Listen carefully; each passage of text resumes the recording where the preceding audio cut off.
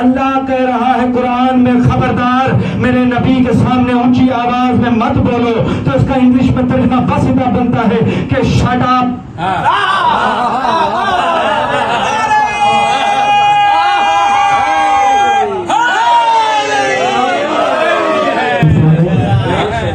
ولی اللہ اللہ کی دی ہوئی سب سے بڑی نعمت ہے، اس لیے اللہ نے جب سب کو چادر کے نیچے جمع کیا، جاگیے گا، قریب آ گیا ہوں آیت تطہیر کے، کیا کہا؟ سب کو بلائے۔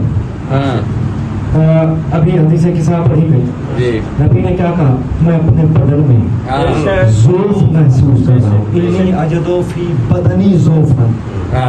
مجھے باتیں اتنی ہیں کہ اگر چھیڑ بیٹھوں تو رات گزر جائے باتیں سنتا ہوں۔ حدیث قصہ کے راز اتنے بڑے ہیں، لیکن جہاں حدیث قصہ ہو لازمی سنا کیجیے۔ خود حدیث قصہ مشکل کشا ہے، کمزوری کا اور نبی کا کوئی تعلق نہیں ہے۔ جاگیے گا، میں بس ایک نقطہ دینے لگا ہوں، کمزوری کا اور وجود مصطفیٰ کا کوئی جوڑ بنتا ہی نہیں کہ نبی کہے کہ مجھ پہ ذوف آیا، لیکن کیا کہا نبی نے؟ جو نبی نے کہہ دیا تو وہ جھوٹ بھی نہیں، جو نہ مانے وہ بھی کافر۔ بڑی توجہ، لیکن راز کیا ہے؟ نبی نے کہا میں بدن میں ذوف محسوس کر رہا ہوں، جسم میں نہیں۔ میں بدن میں میں نے کہا تھا میں نقطے دوں گا، میں نتیجے دوں گا، تفصیلات میں نہیں جاؤں گا، اور جو اشارہ میرے اس فرش پہ بیٹھے ہوئے مجمع کے سمجھنے کا معیار ہے وہ پوری دنیا میں کسی قوم کا نہیں ہے۔ جو آئی کیو لیول مومنین سرکار امیر المومنین کا ہے وہ پوری دنیا میں کسی کا نہیں۔ اور یہ میں بطور ماہر نفسیات دعویٰ کر رہا ہوں۔ نبی نے کیا کہا؟ بسم اللہ سرکار، میں اپنے بدن میں ذوف محسوس کر رہا ہوں، جسم میں نہیں، کیونکہ بدن ہے یہاں سے نیچے، جسم میں سر بھی ہے۔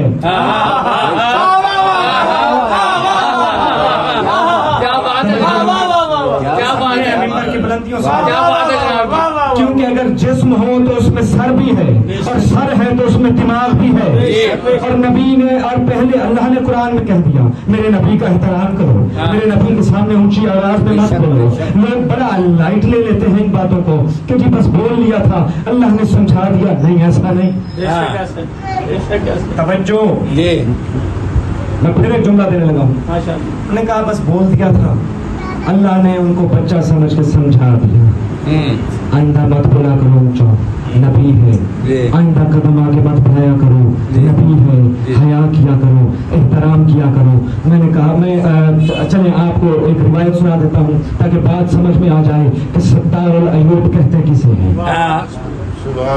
اللہ یوں ہی آیت نازل نہیں کرتا کہ کسی نے کوئی حرکت کی اور آیت آ گئی، نہیں، کسی انتہا پہ آیت آتی ہے۔ سرکار امیر کی بارگاہ میں ایک چور آیا، سپاہی پکڑ کے لائے، سرکار چوری کرتے ہوئے رنگے ہاتھوں پکڑا گیا، گرفتار ہو کے امیر کے بارگاہ میں پہنچا۔ سرکار نے کہا اسے سزا دی جائے گی، تجھ پہ حد جاری کی جائے گی۔ کہنے لگا نہیں یا علی، بڑی مجبوری میں چوری کی ہے، یا علی پہلی مرتبہ چوری کی ہے، پہلے کبھی چوری کی نہیں تھی، یا علی بڑی مجبوری تھی، جیسے مجرم اپنی پیش کوئی اپنی صفائیاں پیش کرتا ہے۔ سرکار سے کہنے لگا یا علی مجبوری تھی۔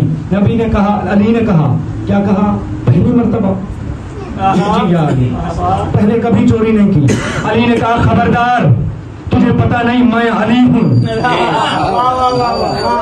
میں ہونی کو ہونی سے پہلے جانتا ہوں۔ تو کہہ رہا ہے پہلی بار، میرا اللہ ستار العیوب ہے، وہ کسی کے عیب کو چاک کرتا ہی نہیں۔ جب تک بندہ 10 مرتبہ جرم نہ کر لے وہ کسی کو پکڑواتا ہی نہیں، وہ کوشش کرتا ہے کہ اب بھی مہلت ہے توبہ کر لے، اب بھی رک جا، تو 10 چوریاں کر چکا ہے، پھر پکڑا گیا، علی کے قدموں پہ گر کے کہتا ہے اللہ بہتر جانتا ہے ولایت کہاں رکھنی ہے۔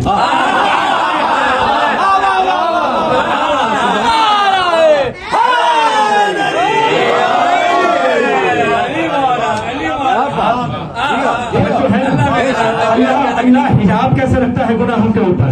اب اگر اللہ کہہ رہا ہے قرآن میں خبردار میرے نبی نبی کے سامنے اونچی آواز میں مت بولو، تو اس کا انگلش میں ترجمہ بس اتنا بنتا ہے کہ شٹ اپ.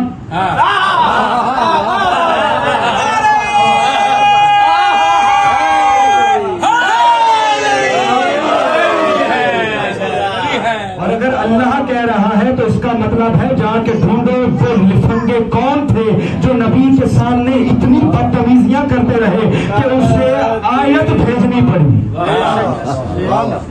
توجہ ہے نا؟ بدن میں بات ذہن میں ہے نا؟ جی جی ماشاءاللہ. بھولے تو نہیں آپ، کیونکہ ہم مانتے اس نبی کو ہیں جو نہ خوب بھولتا ہے نہ بھٹکتا ہے. ایک ذاکر حضور مجلس پڑھتے پڑھتے چپ ہو گئے. تھوڑی دیر بعد مجمع سے پوچھا ہم کہاں تھے، تو مجمع نے اسے یاد دلایا کہ کیا بات تھی. پھر کہنے لگا نہیں میں بھولا نہیں تھا، بس ذہن سے اتر گیا.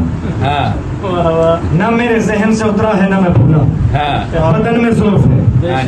اللہ نے کیا کہا؟ دوا خانہ تطہیر میں جاؤ.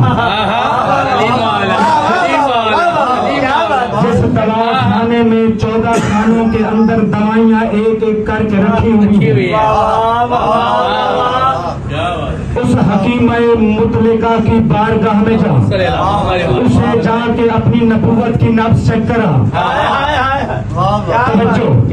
نبی کلینک میں پہنچے، پھر اس نے لمحے لمحے کے بعد نسخے بھیجنے شروع کر.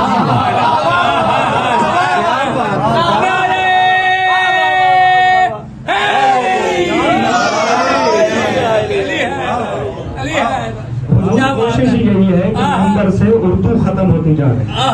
پہلے لفظ ہم غلط بولتے تھے، بزرگ علماء کو سن کے لفظ کی تصحیح ہو جاتی تھی. بالکل ایسا ہی ہے.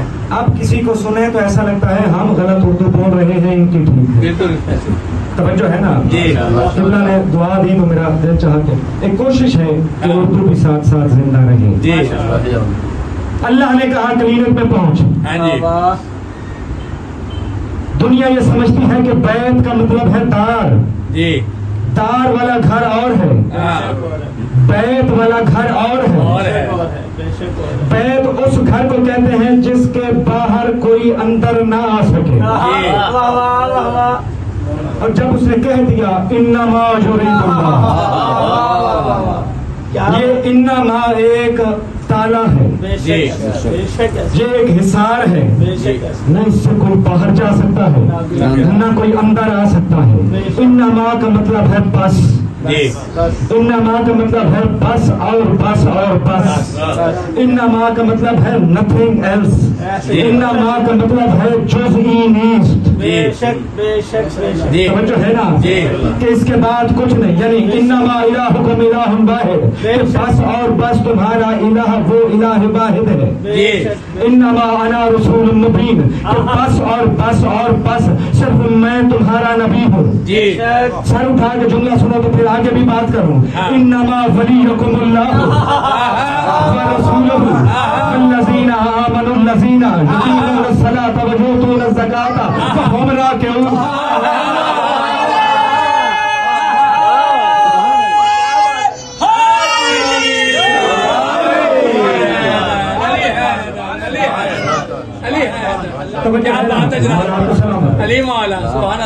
انما ایک تالا ہے، انما ایک کفر ہے، انما ایک لاک ہے. جو اس کے باہر ہو وہ اندر نہیں آ سکتا، جو اندر ہے وہ باہر نہیں آ سکتا.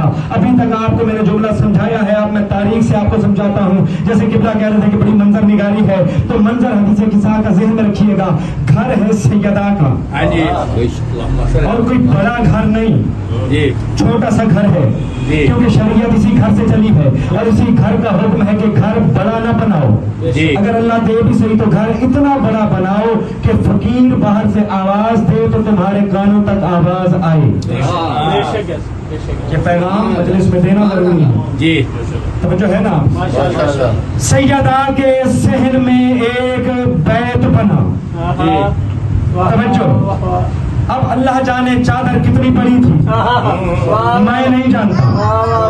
اب چادر جتنی بھی بڑی ہو اس میں اگر 5 لوگ بیٹھے تو کہیں نہ کہیں سے سرک جاتی ہے.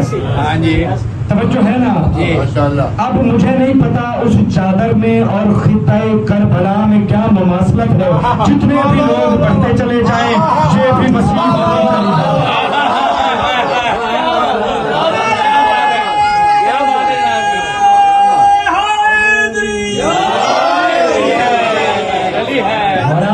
کیا بات ہے جناب. ان ایام میں اگر یہ بات نہ سمجھے تو پھر کون کیا بات ہے. سبحان اللہ سبحان اللہ. کیا بات ہے. رسول خدا سبحان اللہ. بیٹا یمنی چادر لا دو. ہاں جی. بی بی نے چادر لا دی. جی. نبی چادر کے اندر جی کچھ دیر کے بعد سرکار حسن آئے. جی اما انی شمع کرائے حکم طیبتا نہ لگا. کہ خوشبو آ رہی ہے نبوت والی. جی. کیا نانا گھر میں ہے؟ بیوی نے کہا ہاں تمہارے نانا اس چادر کے نیچے ہے. جی. شہزادہ چادر کے قریب آیا, اجازت مانگی چادر کے اندر چلے جائے. کچھ دیر کے بعد سرکار علی آئے. علی نے بھی آگے کہا مجھے خوشبو آ رہی ہے. جی. بیوی نے کہا ہاں چادر کے نیچے ہے.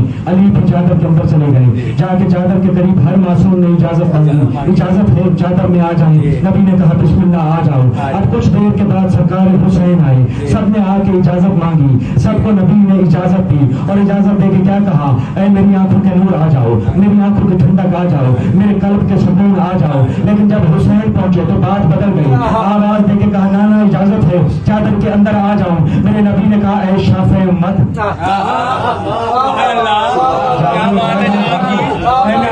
شفاعت کرنے والے, میری آنکھوں کے نور, میرے دل کے ٹھنڈک اندر آ جا. اب کچھ دیر کے بعد بیوی چادر کے اندر آئی. اب نہ کہنے کا حق رکھتا ہوں نا, امام اسے کہتے ہیں جو کل دنیا کو حق کا رستہ دکھائے, جو دنیا کو بتائے کہ یہ نبی ہے. امام اسے کہتے ہیں جو دنیا کو نبوت کا رستہ بتائے. سیدہ اسے کہتے ہیں جو امام کو نبوت کا رستہ بتا رہا ہے.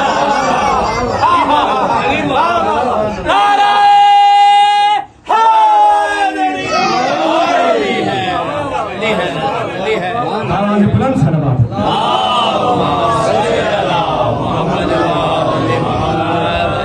خاندان زہرا پر بلند تر صلوات.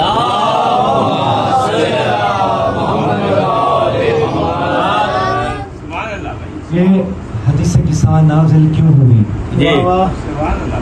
نہیں لانا بتا دوں. ماشاءاللہ. کہیں تو بات نا جی نا.